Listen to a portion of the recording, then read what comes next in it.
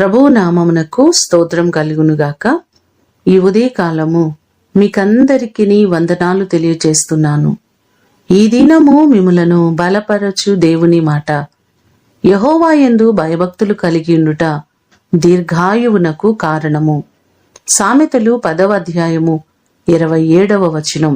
దేవుని యందు భయభక్తులు కలిగి ఉన్నట్లయితే వారు దీర్ఘాయుష్యును కలిగి ఉంటారని లేఖనం మనకు సెలవిస్తుంది.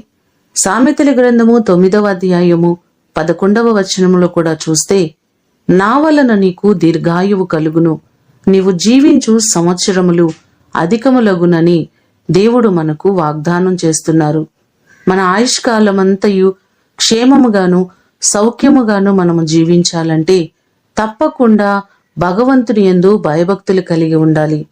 అలా భయభక్తులు మనము కలిగి ఉన్నప్పుడు అకాల మరణాలు తొలగింపబడి దేవుడు అనుగ్రహించిన ఆయుష్కాలాన్ని మనం సుఖముగా జీవించగలం.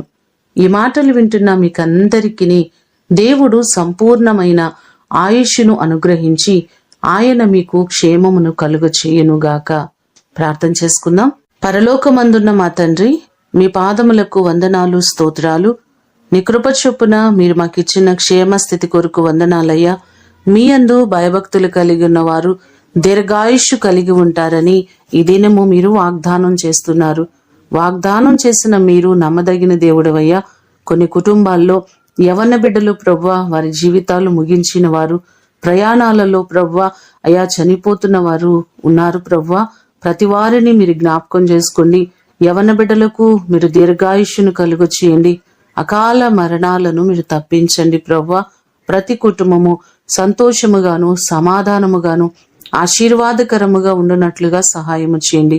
ఈ దినము కొరకు వందనాలు, కృతజ్ఞతలు తెలియజేస్తూ యేసు అతి శ్రేష్టమైన నామమున అడిగి వేడుకొని పొందియున్నాము తండ్రి.